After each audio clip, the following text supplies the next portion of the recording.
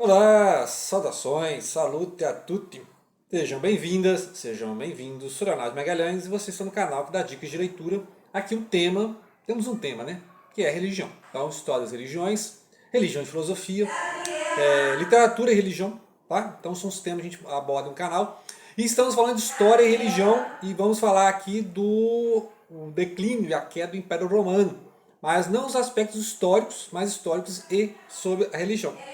E lembrando que eu estou lendo esse livro junto com um outro livro que é o Colândia aqui, ó, do Colândia, Cidade Antiga, que vai falar dos ritos, né, dos vários ritos das religiões romanas, greco-romanas, aos ídolos do lar, podemos dizer assim, né, os parentes do lar, os entes queridos eram idolatrados, podemos dizer assim. E ao mesmo tempo você tinha os grandes deuses, né, Júpiter, Hermes, né, tal, igual na Grécia, né, Grécia também tinha os grandes templos, tal, Partenon, etc. Então você tinha lá o santo do lar, podemos dizer assim, e você tinha os grandes deuses, tá? Estou usando também para falar de platonismo, neoplatonismo, gnose, gnosticismo, as teorias de Alexandria, né, a gente falou sobre as heresias também.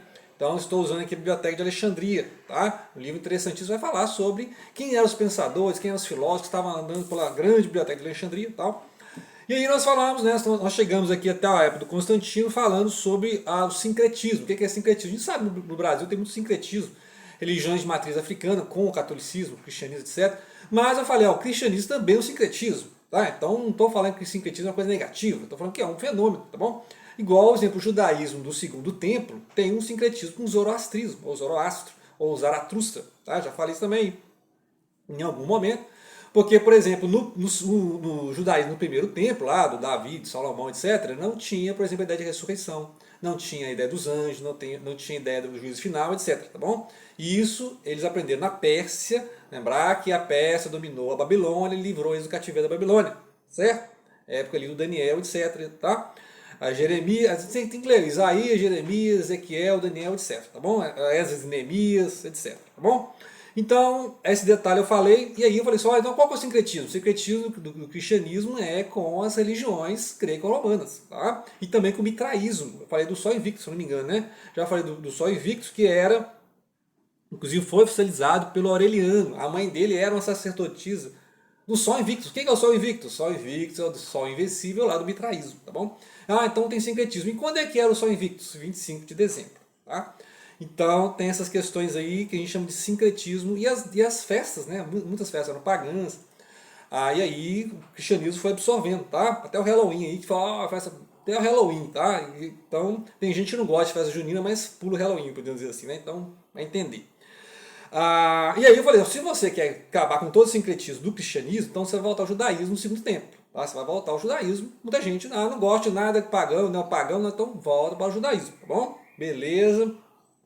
Aqui no canal a gente sempre fala bem do judaísmo, tá? Não tem ninguém falando mal do judaísmo. Tem vários vídeos falando da história do judaísmo, então se você não está incomodado com aspectos pagãos que existem no cristianismo, então você vai para o judaísmo, que eu falei, tá? E aí, atualmente o judaísmo já está sem templo, né? Se tinha o primeiro e o segundo templo, é o rabínico, né? E tem várias correntes judaicas, tá? Então tem até o judaísmo messiânico, que eu falei também. Muito bem, aí eu quero continuar aqui falando o seguinte, aí as heresias, tá? Então eu falei que no início as heresias, tá? Eram aquelas que falavam que Jesus era mais humano e aquelas que falavam que Jesus era mais divino. Então de um lado você tinha bionitas, tá? Que falavam que Jesus era Messias, humano, etc. E do outro lado você tinha os gnósticos, tá? Os docetistas, que falavam, não, isso não tinha corpo nenhum não, isso é ilusão de ótica, tá? Jesus era só divino, era só um anjo, tá? Né? E aí depois você vai ter quanto tempo as doutrinas da Trindade, depois os dogmas da Trindade, a questão de Nicéia, que aí é a época do Constantino, que oficializou a igreja no sentido de legalizou, né? Na verdade ele legalizou a igreja, como eu falei, legalizou porque tinha outros cultos, né? E até Juliano depois, vai vir do Constantino, o Juliano vai até resgatar esses cultos, né? Então por isso que ele é chamado de apóstata, é aquele que voltou ao paganismo, etc. Tá bom? Porque o Juliano era mais tolerante, vamos colocar, ele aceitava todos aqueles cultos, que existiam vários cultos. Eu falei, não existia um culto. Agora, o que o Constantino viu no cristianismo? Porque ele vai usar o cristianismo para unificar Roma. Tá? Então vamos unificar Roma. Só que não foi exatamente o Constantino que conseguiu fazer isso, foi Teodósio. E quando Teodósio conseguiu fazer isso, pelo tamanho do império, o império foi dividido pelos dois filhos. Então foi a grande partida do império na época de Teodósio, que aí o Gibbon que falou, isso aí que foi a derrocada de Roma, que começou a perder território, e realmente, né, acabou-se a máxima expansão, e aí começou a perder território para os godos, né, os visigodos, astrogodos, ostrogodos, e para os pártias, né, que eram persas, né. Então, a máxima expansão do Império Romano foi nessa época aí, Constantinopla, tá? Que ia até ali a Pérsia, a Armênia, e até ali a região do norte, né? Então ele começou acabou, né? O Império Romano começou a acabar aí que foi o declínio, porque é o seguinte, esse livro, né? Ele começa a falar, o declínio de Roma começou com Cômodo, e a queda de Roma começou com a divisão, não devia ter dividido. Então parece que ele acha que não tinha que dividir o império, sendo que a gente sabe que estava muito difícil de administrar um império que era do norte da África até o norte ali do Reino, e que vinha lá da Grã-Bretanha e ia até a Pérsia. Então imagina o tamanho do império, tá bom? Como é que vai administrar esse negócio? Então, depois do Cômodo, né, uma série de imperadores aí que também eram generais, né, então viviam brigando entre eles. E enquanto isso, as questões religiosas continuavam, porque havia as brigas entre os heréticos, né, que Constantino não entendia essas brigas dos heréticos, porque assim quando eles acabaram com os lados mais docetistas e os lados mais ebionistas, e os grupos mais trinitários, né, se ressaltaram, começou a divisão entre os trinitários, porque aí você tinha aqueles que falavam assim, olha, lembrar que trinitário não é triteísmo, tá? Que tinha os grupos triteístas, que Jesus é um Deus e o Filho é um Deus, o Pai é um Deus e o Espírito Santo é outro Deus. Aí não confundir.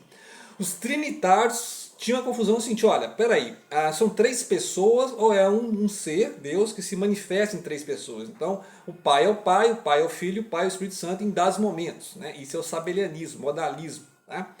E a linha ortodoxa, ou católica, né? Que é a ideia de universal, é aquela que vai dizer que não, existe um Deus e ele está, né, em três pessoas. Então, a questão da substancialidade, né? A substância divina. Então, para manter, né, que Jesus é humano e divino, ele tem que, de alguma forma, ser divino. Como é que ele vai ser divino? Né? Então, essa questão. E aí vem essas questões, né, o Apolinário, que eu já falei do Apolinário, que vai falar assim, não, na verdade, ele nem tinha uma alma humana, né? Jesus não tinha alma humana, era só o Logos dentro de um corpo. Né? Então, vai ter os vários. O adocionismo vai semelhar muito, né? A patrística tinha adocionistas, que vai semelhar muito a Bionita, porque Jesus é um homem, né? Não era divino de antemão, né? E ele vai ser glorificado e vai ser divinizado. Então é a ideia do adocionismo também. Só que os bionitas não. Os bionitas falam, não, ele é o Messias, ele é o santo, né, o homem santo e tal. Tem essas diferenças. E não confundir com os unicistas. Né? Aliás, unicistas são os sabelianos. Tá? Unitaristas é no sentido que existe um Deus e existem emanações desse Deus, manifestações desse Deus, né? Então é unitário. Então você vê tudo isso, Constantino não ia entender nada disso, tá? Então falar que Constantino que inventou, não. Na verdade ele tentou manter um acordo dessas várias correntes dentro do cristianismo, triteísmo, trinitários, né?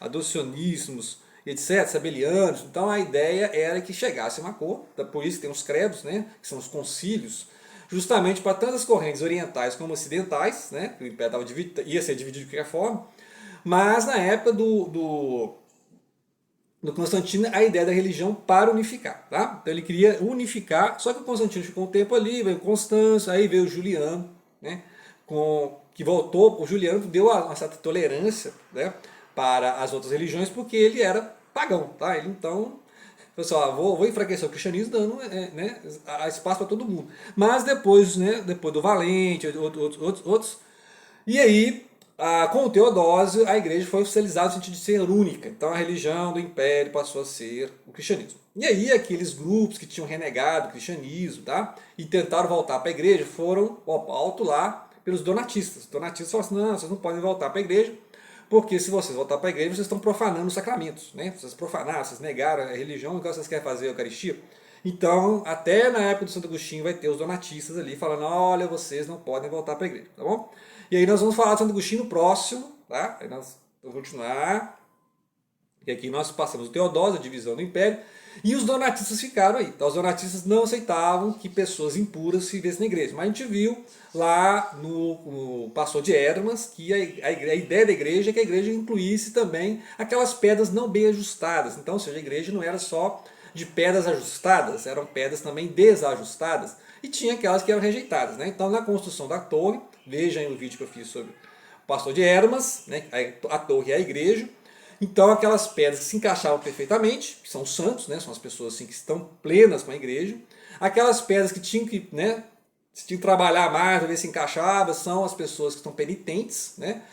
Que vão se encaixar na igreja em algum momento, e aquelas que não vão encaixar, não são cristãs, tá? Não vai entrar na igreja. Então, os donatistas não. Os donatistas achavam que a igreja era só as pedras que se encaixavam perfeitamente. Então, você não encaixa perfeitamente. O donatismo era puritano, era calvinista, né? Então, é uma discussão interessante. Quem que são os donatistas? Aí nós vamos lá, na época da confissão de Santo Agostinho, né, patrística também, e debater esse assunto aí.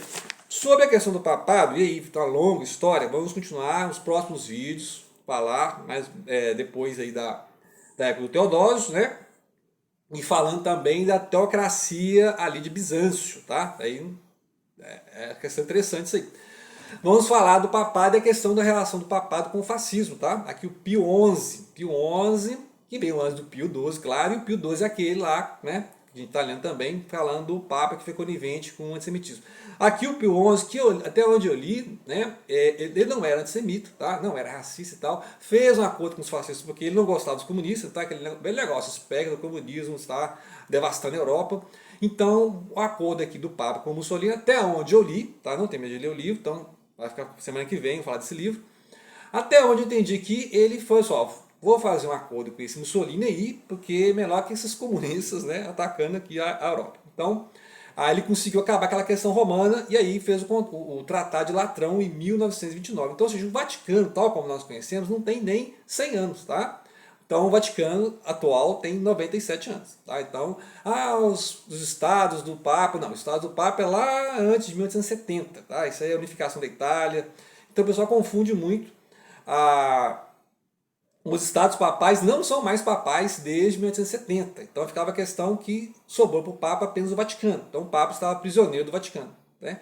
E o Vaticano, você sabe, é um quarteirão de Roma. Tá? O Vaticano é o menor estado, fica dentro de Roma, tá? Então tem ali a catedral e tal, um espacinho ali, os jardins do Vaticano, etc. E as relações políticas, porque o papado, além de ser um poder religioso, é um poder estatal, né? O papa é um monarca, etc. Tá bom? Então a gente já vê essa relação aqui para entender toda a questão do papado, né? O que é o papado? Quem que é o papa e quem que é o bispo de Roma, né? Então, o bispo de Roma é o papa porque, né, aí tem várias questões, por exemplo, que vai separar a oriental da ocidental, porque a oriental vai falar assim, ó, na verdade o bispo de Roma não tem a primazia, tá? Ele não tem a primazia, então existem vários patriarcas, o bispo de Roma é mais um dos patriarcas, né? Aí você tem o patriarca de Jerusalém, Constantinopla, tal, entendeu? Então, uma das grandes questões, além de teologia, né, tem as diferenças teológicas, né, o cisma de 1054 foram para essas questões, né, mas uma das principais é a questão política. E depois na reforma, Lutero, etc, etc, vai ser a mesma coisa. Tá? Questões políticas, os príncipes alemães, os protestantes. Né? A gente vai ver isso aí com calma, mas vamos terminar, né? Vamos terminar no próximo vídeo desse livro aqui, tá bom? Isso aqui é um resumão, tá? São 6 livros no original. Isso aqui é um belo resumo com os pontos principais do declínio que era do Império Romano.